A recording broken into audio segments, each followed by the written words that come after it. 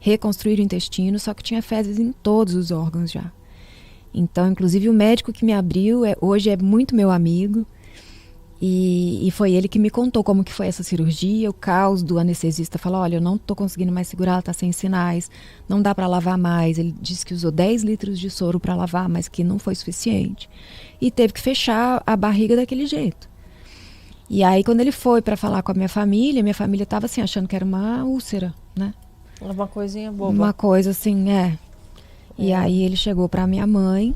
Minha mãe tinha chegado, tinha uma semana para acompanhar o parto. E aí, fora que essas coisas todas que eu passava, eu não contava pra minha mãe. Sim. Ela não tinha a menor ideia que eu vivia aquele caos. Uhum. Eu não queria ouvir bem que eu te avisei. E, enfim. Ele disse, olha, a Bianca teve uma infecção generalizada. É muito grave, uma septicemia mesmo, séria. E a gente não conseguiu limpar tudo. A gente teve que fechar.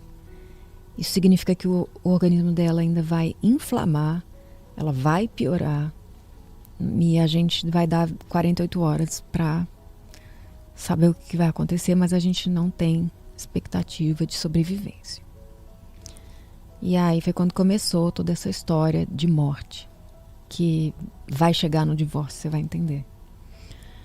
Porque nesse momento...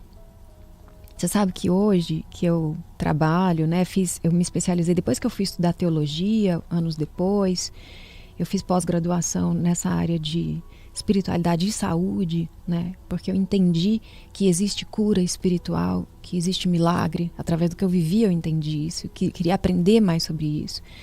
E depois estendi isso para pós-graduação na área de psicologia e psicanálise, e conheci muitos profissionais que inclusive afirmam que o nosso corpo fala, né? E que muito desse caos que aconteceu na minha digestão tem a ver com uma explosão de sentimentos que eu não dizia, que eu não falava, que ninguém sabia, de coisas que eu cheguei num estado assim de não aguentar, que o meu corpo reagiu.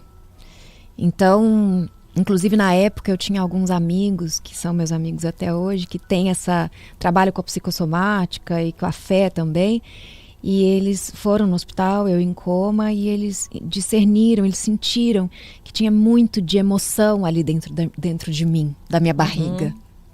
E eles ficavam orando e conversando comigo enquanto eu estava em coma, e eles falavam assim, e olha que interessante, meu coma durou 2 meses, depois mais 2 meses lúcida, mas também sem movimento, com falência múltipla de órgãos. Mas eu sonhava que eu estava perdoando as pessoas todas que já tinham me ferido na minha vida, desde a minha infância. Porque eles ficavam conversando comigo ali e dizendo, olha, eu sou agora tal pessoa, por exemplo, eu sou seu pai. E eu tô aqui te abraçando, fazia tipo uma dinâmica, me perdoa. E eles me contam que eu em coma começava a fazer expressão de choro, de angústia. Olha. E no sonho que eu estava tendo durante o coma, eu estava perdoando aquelas pessoas, ou seja, eu estava sendo curada por dentro para depois meu organismo reagir. Mas a ciência não sabe explicar como que eu tô viva, porque o quadro foi se agravando, passaram aquelas 48 horas, eu entrei num estado de anasarca, fui para 150 quilos, fiquei enorme, começou a sair um líquido purulento de todo o meu corpo, do nariz, da orelha, eu comecei a ficar com o olho amarelo, perder a minha cor ficando marrom. Parecia que eu estava... Quem me olhava, as fotos que a gente tem, se você quiser colocar aqui, você pode colocar enquanto eu estou contando essa história, porque eu acho que contra fotos não há argumentos. E eu fiquei muito desfigurada. E o médico chamou e disse, parou o coração, a gente está dando noradrenalina, parou o pulmão, ela teve falência mesmo cardiovascular, cardiorrespiratória. Ela vai para o respirador, fizeram a traqueostomia. Naquela época eu era cantora, tinha feito 2 faculdades de música. Minha vida era assim, cantar, eu achava que aquele era o único talento que eu tinha. E encurtou minha laringe, atrofiou minha prega vocal, minha voz não era assim rouca e grave. Minha voz, eu era sopraníssima. Minha voz era bem fina, até para falar, era muito diferente. Mas aquilo era para salvar a minha vida, então me colocaram no respirador. Minha mãe falou, nossa, ela é cantora, e a voz dela e tal. E o médico falou, não tem jeito, tem que fazer. E começou a hemodiálise 24 horas, porque aí parou meu rim. Eu sei que em 15 dias eu estava com falência múltipla de órgãos. E quando eles realmente puderam falar, olha, parou tudo, eles falaram, olha, não tem na literatura médica uma pessoa que teve falência de todos os órgãos e sobreviveu. Porque os órgãos, eles não voltam. Parou. Tava não tudo tem com remédio para dar, tava tudo ligado nos aparelhos. Então eu tava no respirador o tempo todo. Hemodiálise era também full time, porque meu rim parou total. Foi falência anúrica mesmo, assim, 0, sem urinar. Fiquei 4 meses e meio sem urinar. O Conselho Mundial de Nefrologia fala que rins parados há 2 meses nunca mais voltam. Ou você transplanta ou acabou. Pulmão, 4 meses sem nenhuma atividade, totalmente dependente de máquina. Começou a dar um problema no meu sangue, ele não coagulava, começou a campanha de doação de sangue. E nisso, quando ele deu 48 horas, ele falou assim, como que passou 48 horas, os órgãos dela pararam e ela não foi a óbito? Ninguém entendia. Só que eu era membro de uma igreja no Rio de Janeiro, a Igreja Batista Central da Barra. E a minha amiga recente lá do Rio, a Fernanda Brum, era minha pastora, minha conselheira. E ela é uma pessoa de muita fé e ela começou a movimentar um relógio de oração na internet. E isso começou, era muita gente orando, eu lembro que tinha um blog que tinha acho que 30 mil pessoas que foram lá e tinha assim, você escolhia um horário do dia para você orar, 5, 10 minutos.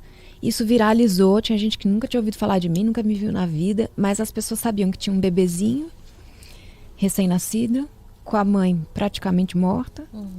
Essa mãe era jovem, era um primeiro filho. E as pessoas se comoviam. Eu acho que o Espírito Santo comovia essas pessoas, porque até hoje, eu tenho amigos hoje que eram do relógio de oração, que depois eu fui querer saber quem eram as pessoas. E a pessoa falou assim pra mim, Bianca, eu acordava de madrugada com uma voz falando pra mim assim, ora por aquela moça da internet. E eu levantava 4 da manhã, ajoelhava, parecia que eu estava orando por uma pessoa da minha família, eu chorava, eu sentia, eu clamava. E assim, eu já ouvi muitos relatos desses. Para mim, Deus estava querendo me curar através da oração das pessoas, então ele fazia as pessoas orarem. E foram 4 meses de oração ininterrupta. E hoje, pelo menos a equipe que me acompanhou e outras que tiveram acesso, porque hoje virou um estudo de caso importante, sabem que a oração tem poder para curar. E eu sou a prova viva disso. Porque não ia a óbito. Como que não vai a óbito? E eu lembro que os pastores iam na UTI e falavam, em nome de Jesus, eu repreendo o espírito de morte. Talvez você que está me ouvindo não sabe que existe um espírito da morte que age recolhendo a pessoa quando ela morre.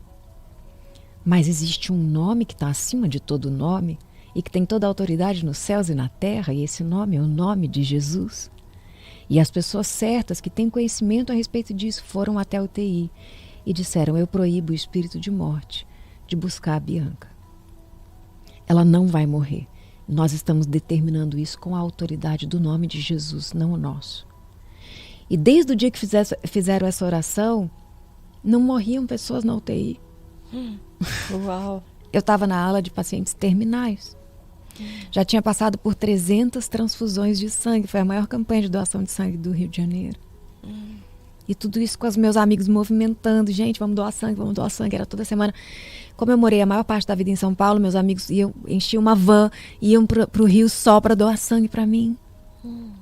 E aquela coisa, o médico dava 24 horas todo dia. Era muito complicado.